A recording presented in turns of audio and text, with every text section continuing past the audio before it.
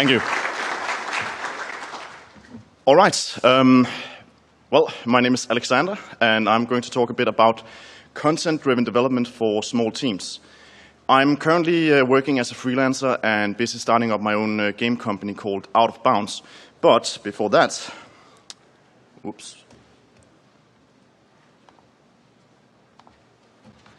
I worked on the point-and-click game, The Adventures of Bertram Fiddle. As you can see, it's a game that's very rich on like a lot of illustrations and a lot of animations, and that's no surprise because it's actually made by Rumpus Animation, which started out as an animation company.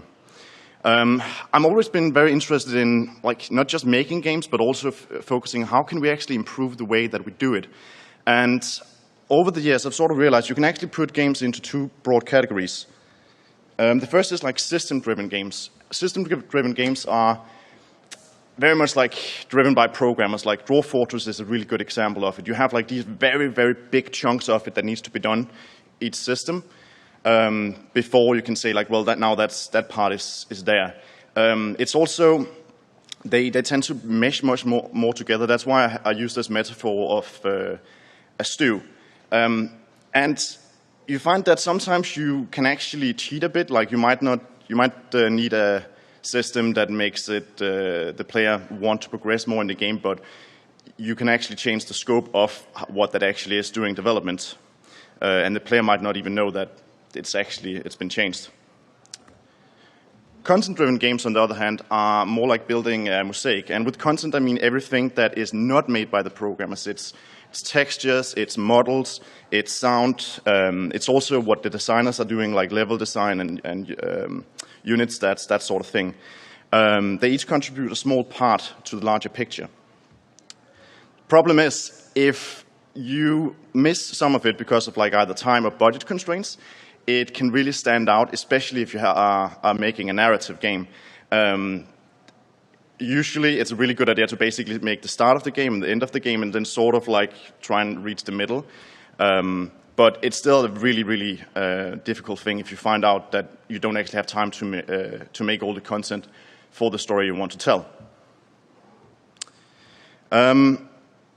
So since point-and-click games are probably some of the most content-heavy games that you can make, like you have unique animations, you have unique sounds, you have unique dialogue for pretty much like anything and everything in the game to make it interesting.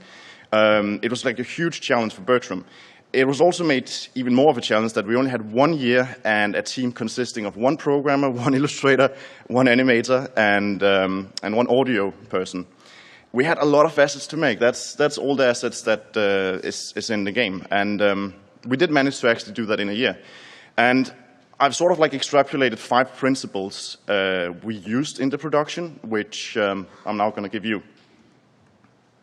So the first one is automate as much as you can. You'll find that because basically when you're making content-driven games, like you're always putting animations in, you're always putting sounds in, it's very much the same task you keep doing. And that's boring. You might as well actually automate it because it's fun to write automation. Every time you trigger like a script that you made that basically saves you work, it's like, yes, serotonin. It also means that you don't get like errors creeping in because, well, the script will actually it will always do what you tell it to do. And it gives you more time to actually work on the fun parts of your game. So how many in here use Unity? Okay, I had expected more hands actually. Okay. This is the Indie Summit. That's weird. But those of you who have used Unity, you know what this is. This is whenever you import an asset, Unity has to basically process it. And it will apply some standard settings, but it's very often that you don't actually want that. For example, audio usually takes a long time because it needs to make them into OGG files or MP3, depending on the platform. So what you can actually do is you can use something called the asset post processor, and that allows you to hook in and basically based on where you have put the file in your project, say, well, I want it to be compressed, or I want to like change the bit rate and so on. Really, really handy and very easy to put in. And that's the most Unity-specific slide I have, so don't have to worry more about that. Okay, so from a technical point of view, this is what I'm most proud of in Bertram. About a couple of months into production, we had really, like, this game was starting to come together. Like, we had awesome backgrounds, animations, and we could start to actually, like, have puzzles, and the character could walk around. But whenever the characters were speaking, we only had, like, one single looping animation, and it just looked so out of place because the rest of the game was so good. It's sort of like when you're making a game, it's like building a house on stilts, and the lowest still will actually determine how well the game feels to play. So yeah, couldn't we have lip-synced everything manually? Not quite. With 1,200 lines of dialogue and only one animator, that's not really possible. That would have taken probably a year alone. So what I did instead was that I found this open source tool called Papagayo for Anime Studio and changed it to work with Unity. So the way that Papagayo works is that you have an audio file, and you tell Papagayo what's actually being said in it. Then it has a large library of all the mouth shapes that go with each word. And yeah, you basically have to tell it where in the audio file that word is being spoken. So I could also improve a bit on this because we already had what was actually being said in each audio file from our localization files, from our subtitles. So I made a wizard inside this program where you could basically select, like, here's my audio files and here are my text, and it would, like, generate the project for you. You still have to, like, do the fiddling around with it, but our animator was actually able to roughly lip sync the whole game in a week because of this system. So I became more and more creative with how I actually used automation as the project progressed. We had a very ad hoc approach to how we recorded our actors for the game. So they would often lip sync, and the director would often change, like, okay, actually this line is better for this interaction, and so on and so on. And that meant that sometimes it was actually quite difficult to figure out, like, well, how much work do we actually have left? So I made a ton of different scripts we could trigger to basically find out, like, okay, so we have like 200 lines of dialogue, we still don't have audio for example. Okay, now we have audio for those, but we still haven't lip-synced, and so on and so on. I think the moment where this came to be most useful was like the day where we actually had to submit to the Apple App Store. We found out that we had made we had a configuration bug in some of our puzzles, which would basically mean that the game would not progress until the player had actually restarted it. A lot of panic, but we found out that I could actually just make a script that would traverse the whole game and basically look for that configuration bug and pass out, like, it's here, so we could fix it. Right.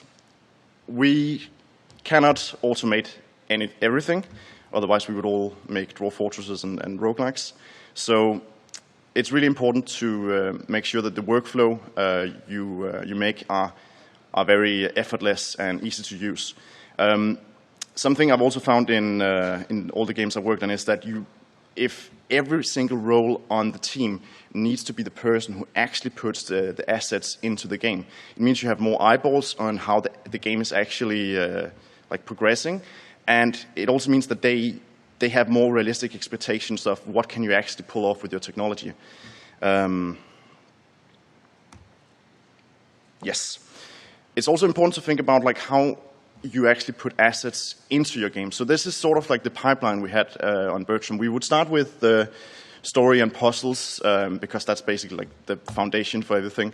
Then we would progress with illustrations and animation, again to convey more and more to the player what's actually going on. And then we would put music and audio and dialogue in, and at the end we would lip sync and time everything.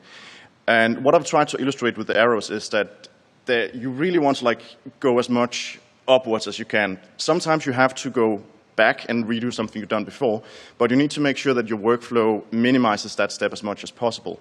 And I'll have a really good example of one of the ways we did that later. It's also really important to have a good model of how you're actually making the game, how you're thinking about the game. And I've done about 3 point-and-click games now where I was a programmer. And a point-and-click is basically a story that requires the player to do something specific for it to progress. And you can actually look at it as a chain of events, and these events can actually be really granular.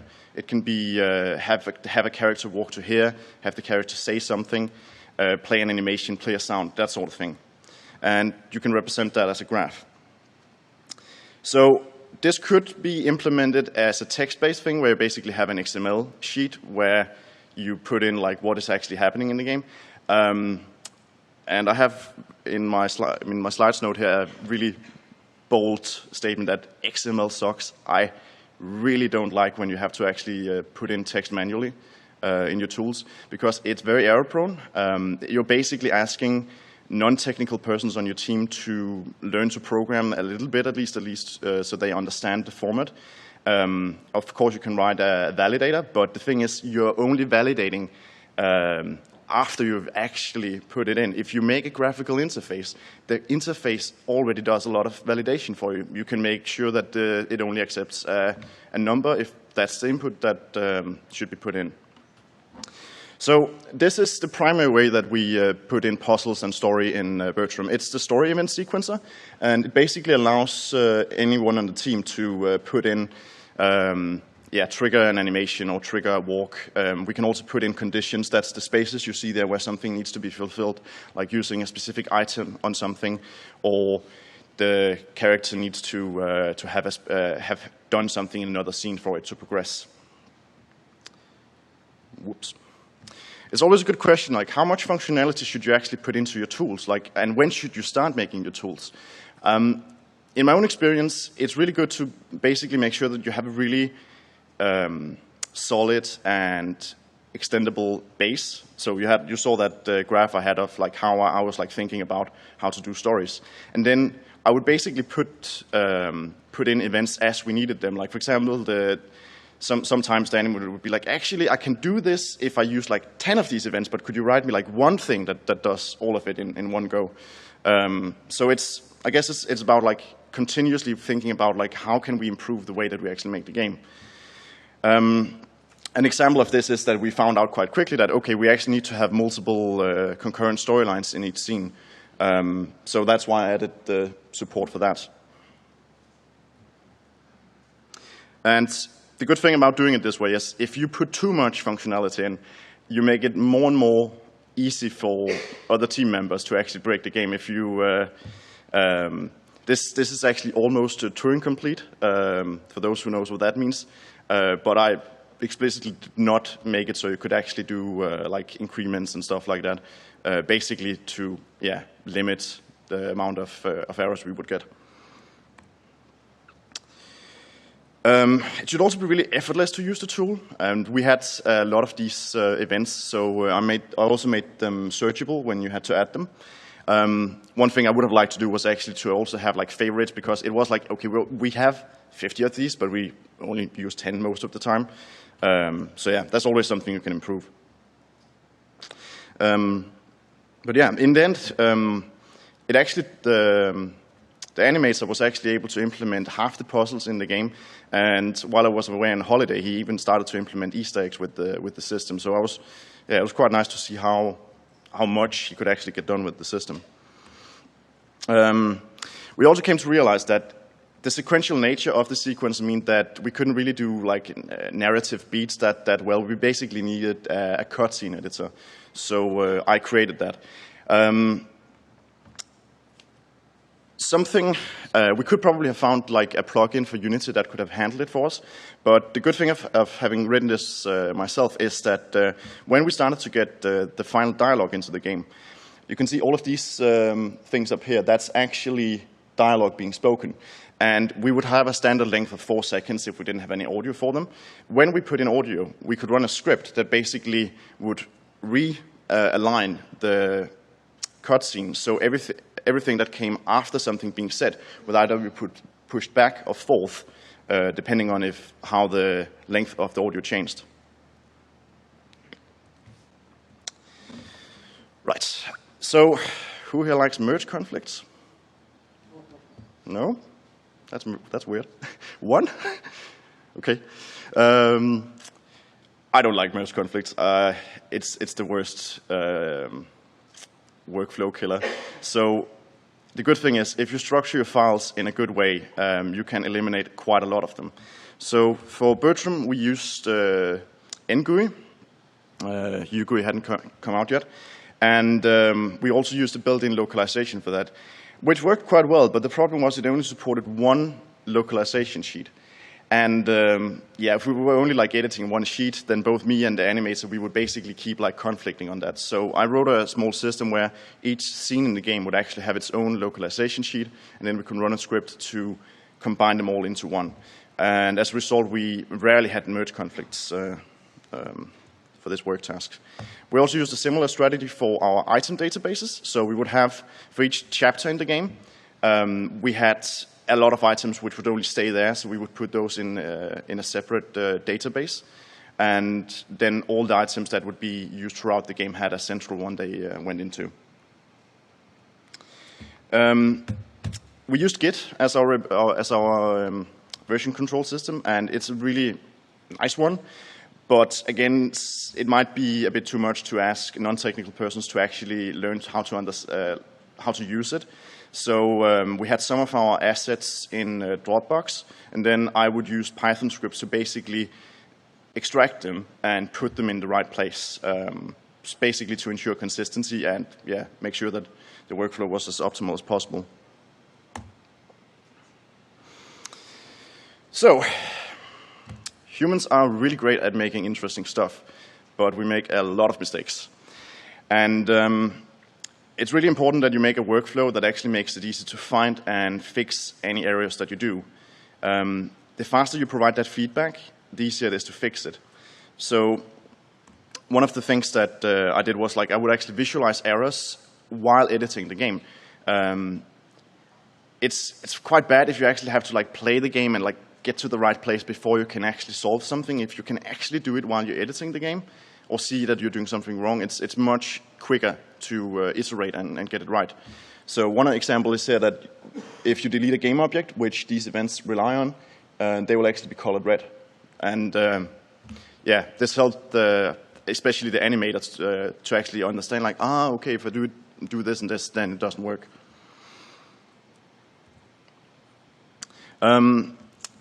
It's also really useful to see what state the game is in as you're playing it. Sometimes it's like, oh, why is that happening? And then you can actually go into your tool and see like, okay, it's because we're here.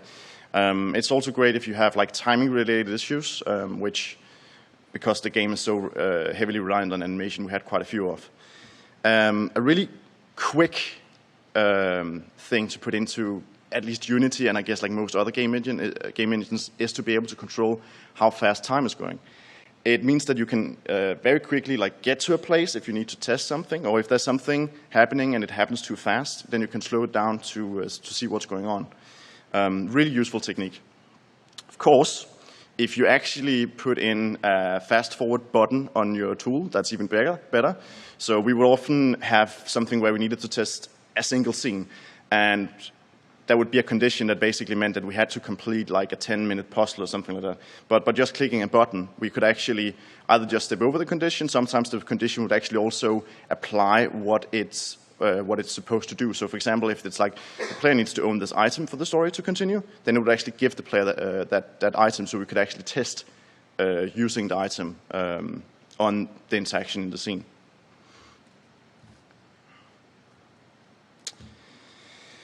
So I really like to solve problems with programming and technology, but unfortunately we can't do that all the time.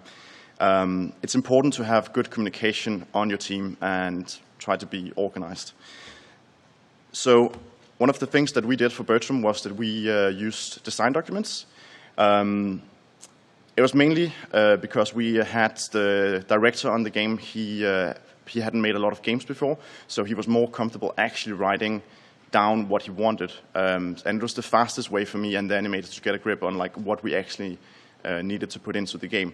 And this is sort of like the questions that we asked ourselves, and we had to like iterate quite a lot on this process. To start with, it was more like a storyboard, and then we figured out like actually we kind of need like more information about what's going on. So we came up with these questions. We would basically quiz him on, and he would like come back with like what it should be. So I'm also a big fan of paper prototyping because it's way faster than actually coding anything. So we would do that quite a lot, and I also got to draw a bit, which was fun. As we got closer to actually finishing the project, we started to skip paper prototyping because we would actually have all the tools to make a basic gray box. Of course, again, it's important to basically start with something that's really quick, so we would use a lot of placeholder art to basically make sure that the puzzles and the story were working. That's the most painful thing about making a point-and-click game. You often have to tweak a puzzle again and again and again, and if you have made assets for it, that's just wasted work, so you need to be careful about that.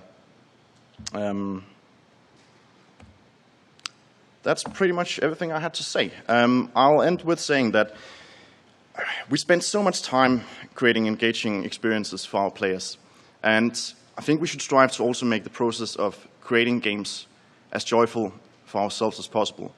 In the end, that's a benefit for both us and the players. Thank you.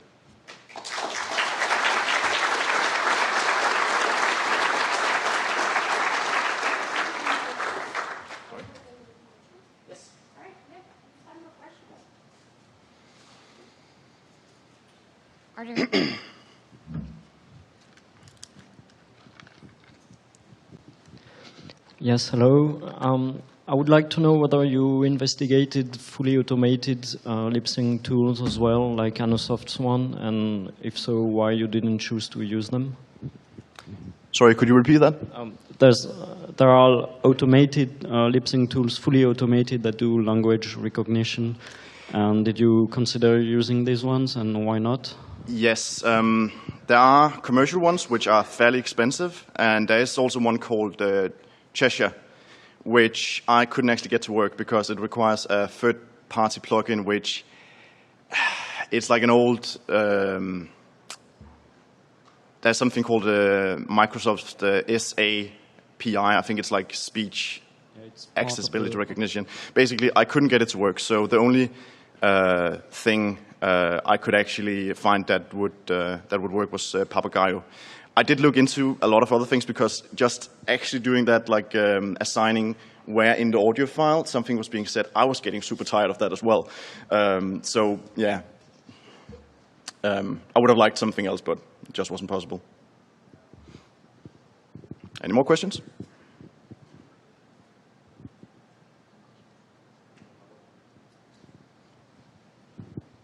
Hi.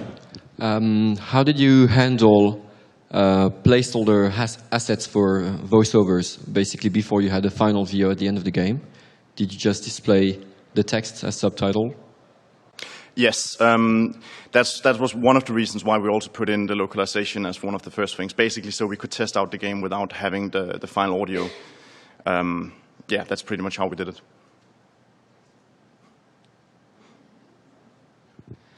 Yeah, it's me again. The script tools you showed seemed pretty linear. How do you handle branches in the scenario with the tool? How easy is it to do that? Not very easy, but the thing is, it was also sort of on purpose that I didn't put too much support of that in. Again, if we started to have branching in really well supported in the tool, we would have used it more, and that would have actually increased the production time quite a lot. So it was on purpose that I sort of made the tool very streamlined. It is definitely possible, and there's a couple of places where we basically we have some fairly complex logic to handle it. But that's achieved by having multiple story chains.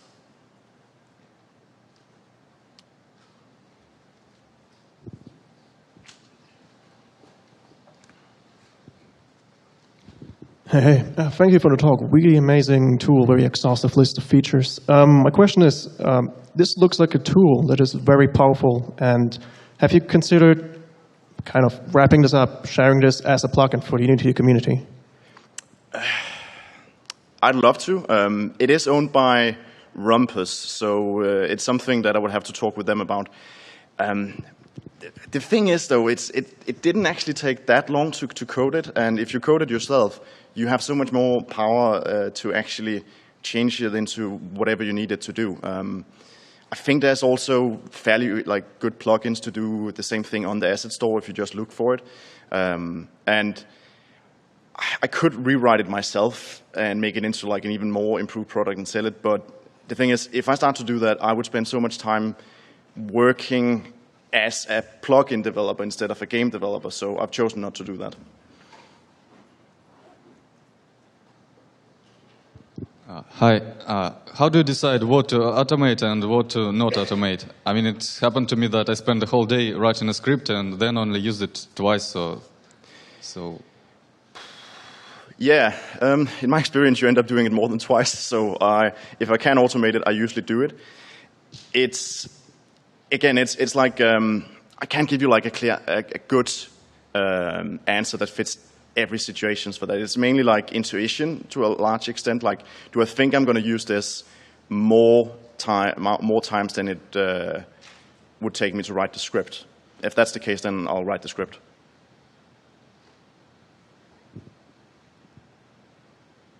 All right, thank you.